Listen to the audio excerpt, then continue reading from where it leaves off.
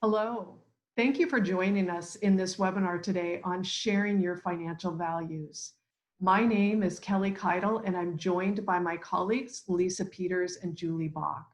We're all financial advisors with Private Ocean Wealth Management. Private Ocean is an independent, comprehensive wealth management firm, and we serve our clients who are individuals and their families with their financial planning and their investment management. We're asking you to join us on this webinar today about sharing your financial values because we believe that this is a really important topic.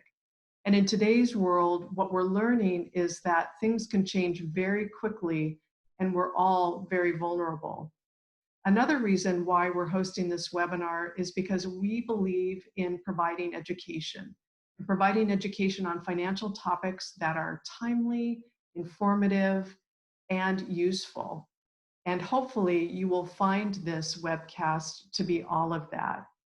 This is just one of a series of ongoing presentations being offered by Private Ocean to provide financial education in areas that we think will affect your financial well-being.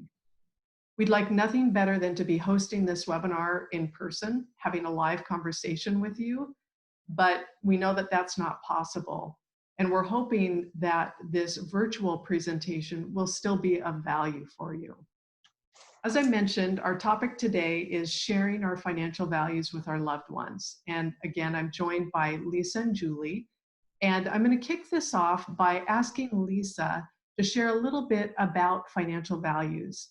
Specifically, Lisa, can you share with us, what do we mean when we say the words financial values? What exactly are we saying? And can you go a little further and also maybe share a little bit about how our financial values are shaped and formed? Sure. We all carry with us personal narratives and beliefs about money.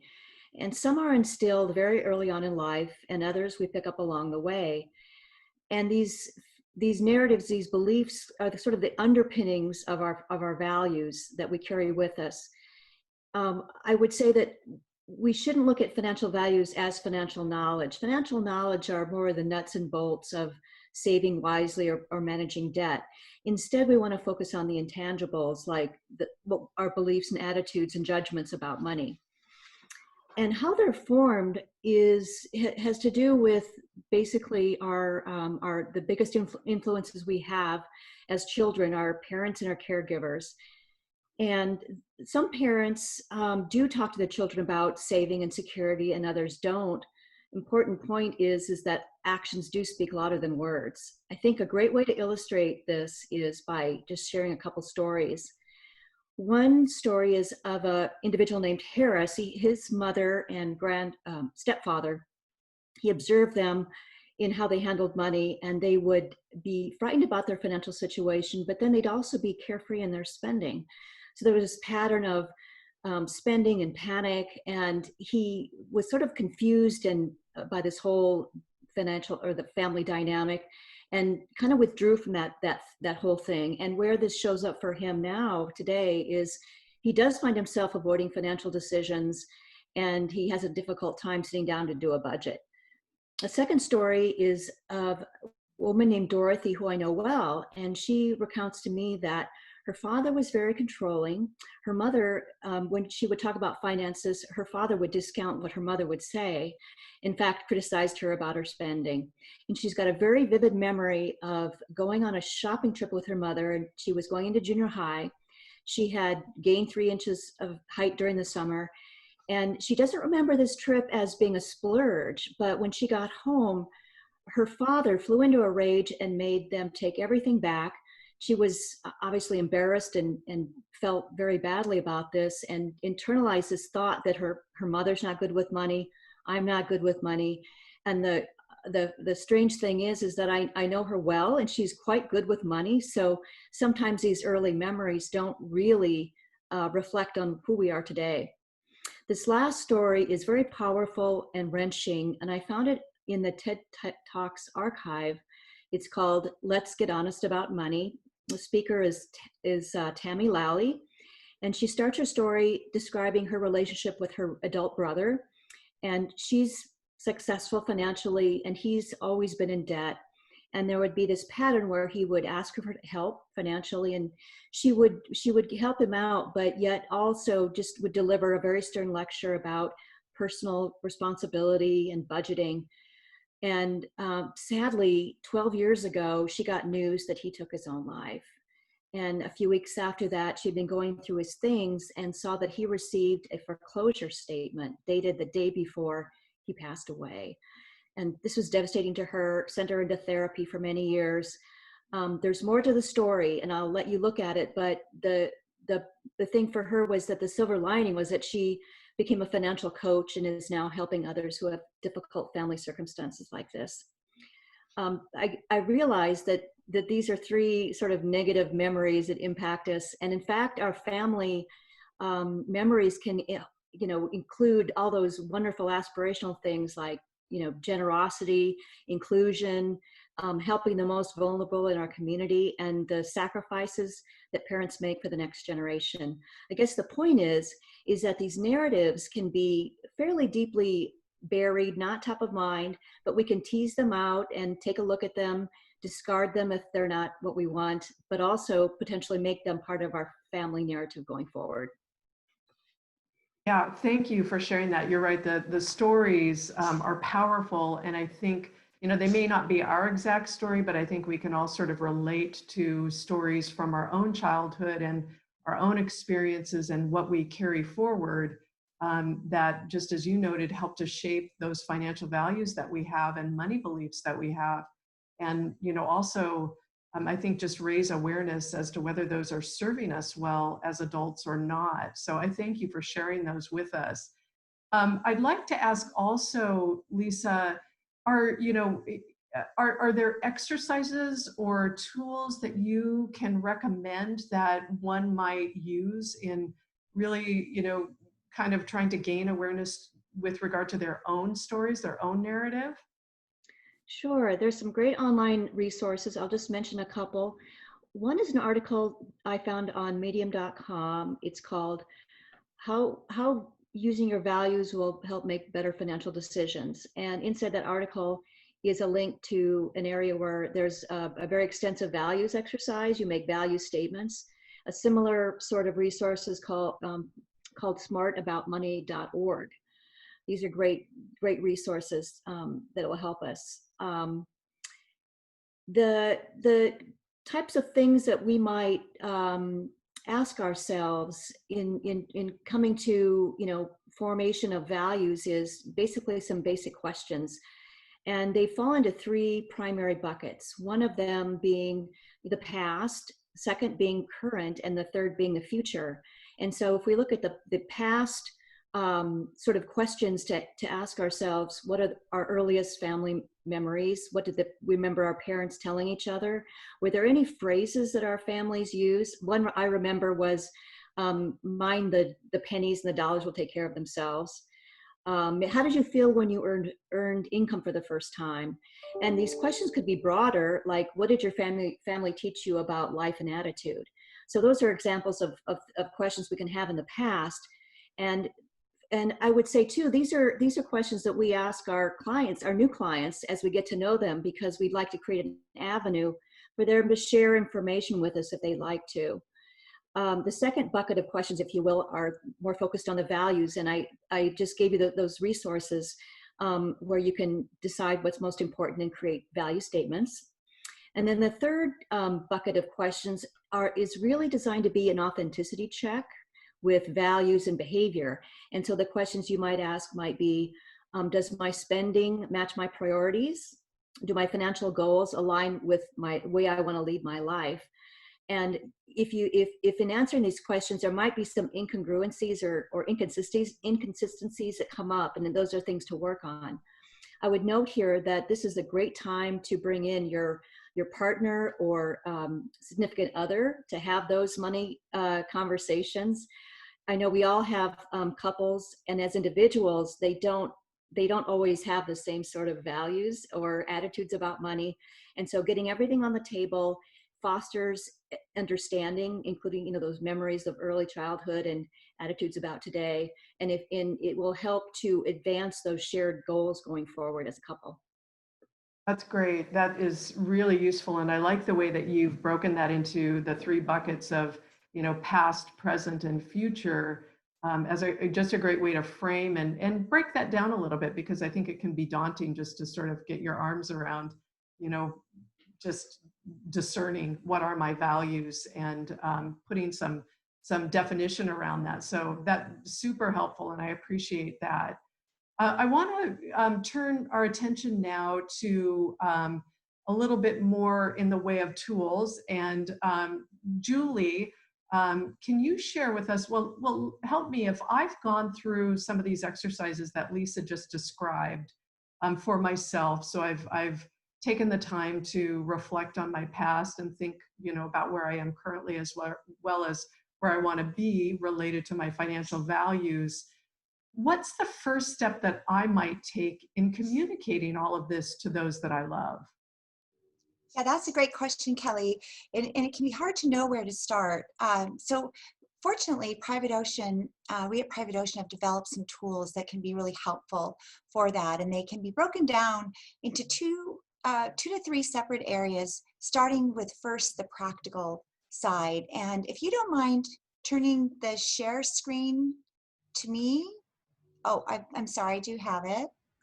And just to make a check for everybody, are you seeing the financial inventory now on your screens? Kelly, Yep. you and Lisa are seeing that? Yes, we are. Oh, Thank you, Julie. okay, great. So the first tool that I'm just going to briefly go over, because it is quite lengthy, is called the financial inventory.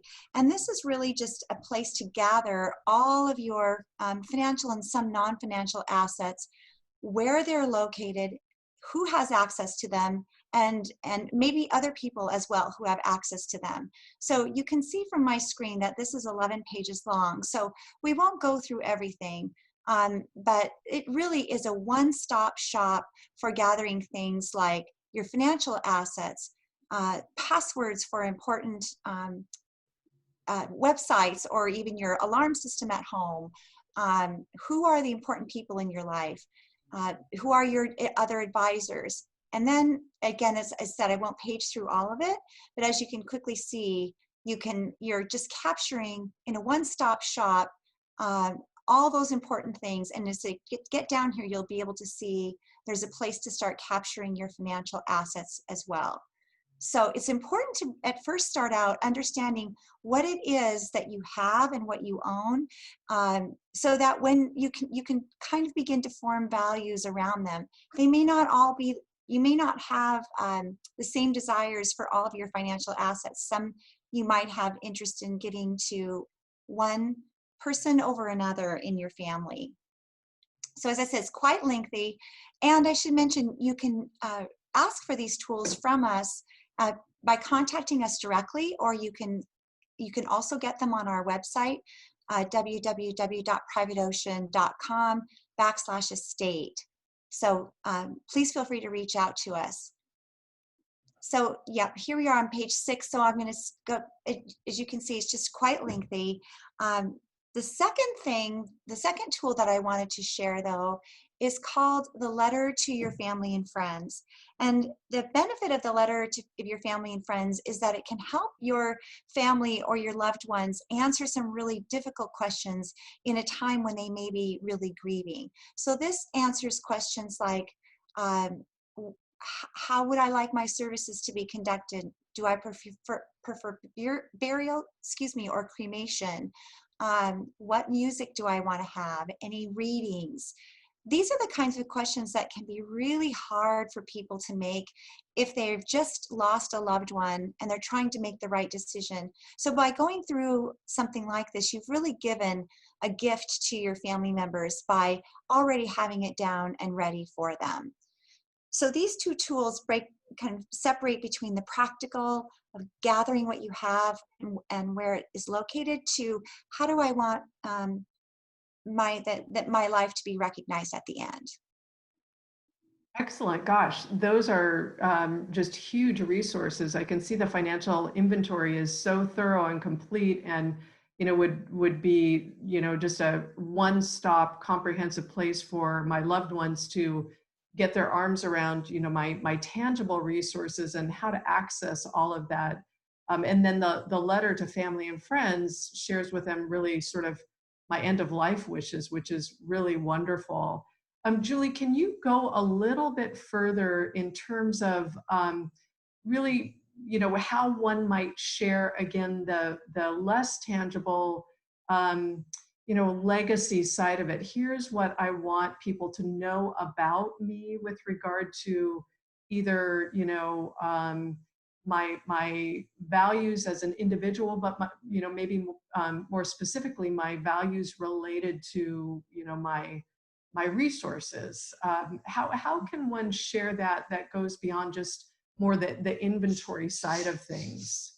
That's a great question. And that's what our next tool does. And it really kind of closes the loop on what Lisa was describing around getting to your values and understanding them. And then how do you communicate that? And our next tool is called the ethical will. And the ethical will is important to note that it's not a legally binding document, but it's a great way to help pass along those values, those tenets in life that have guided you and become those important tenets in your life. So in this tool, what you're doing is there's a lot of free form space here so that you can, write in a way that's meaningful to you.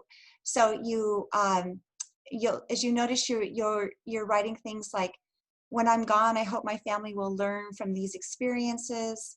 I believe the most important things in life are the most impactful things that I've done in my life.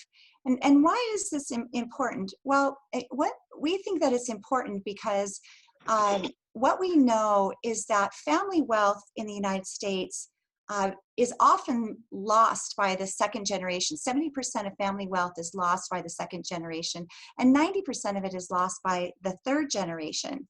And why is that? Well, what we know through studies is oftentimes it's because the following generations don't understand the hardship and sacrifice it took to create this wealth, or they don't internalize it for themselves. And it's possible, kind of getting along the lines that Lisa described earlier, that it was just not talked about. Money was in bad taste to talk about that. So this this tool helps to communicate those values and can help mitigate that loss of wealth. If it's really your desire to have your legacy continue through as many generations as possible, this is a tool that can do that. Now, so that was the one side. So the flip side is that if you want your wealth and your values to continue further, an ethical will can help do that, because you're sharing the stories, you're sharing those important family stories. So for instance, let's say that in this family, or in a family, there's a very successful business that was started by the grandparents, and the grandchildren notice that their grandmother tends to save things like foil, or they clip coupons to this day, or shop on specific days of the week or something, because they have a very frugal mindset. And the grandchildren may not really understand that, because they don't understand that how hard it was to create this business. Maybe grandpa had a bad business partner who made bad business decisions and had to sacrifice a lot to get the business back on track. Maybe paid their employees but couldn't pay himself. So without sharing those stories, it's hard for the next generation to understand that, and it's important to help pass along those values. It's a great tool just to have a conversation with your family, your loved ones, and even with your children. It can be used to help guide children through creating their own values. So we call it the ethical will, but you don't have to be gone to share this with your family. It's meant to be shared when you're comfortable to do that, and while you're here to do that. That's really wonderful. Thank you so much. I love the ethical will, and just in reviewing some of the, sort of the questions, the areas that, one might dive into. I think it's such a great adjunct to what Lisa shared with the exercises in terms of just sort of, again, discerning, unearthing your own financial values, and then how do you want to express those, with those that you love. And these are both, I think, such great tools, as is the financial inventory, and the letter to family and friends. They're all ways to capture sort of the whole picture, again, tangible and less tangible, as it relates to your financial well-being and your financial values. So thank you both, Lisa and Julie, for sharing that. I really appreciate it, and found it really useful. We want to thank those of you that joined us here for this webinar, and we hope that you also found this topic of sharing your financial values with your loved ones useful. The tools that we shared with you, as Julie noted, are available on our website. And as I mentioned at the start of this presentation, this is just one of an ongoing series of presentations that are being offered by Private Ocean, all of which can be found on our website, www.privateocean.com. As comprehensive financial planners, we're here to help you with regard to all of your financial life. If you have any questions related to today's topic or anything else that we might be able to help with, please feel free to contact us. Our phone number and our email addresses are again available on our website at www.privateocean.com. Again, we thank you, and we hope you have a wonderful day.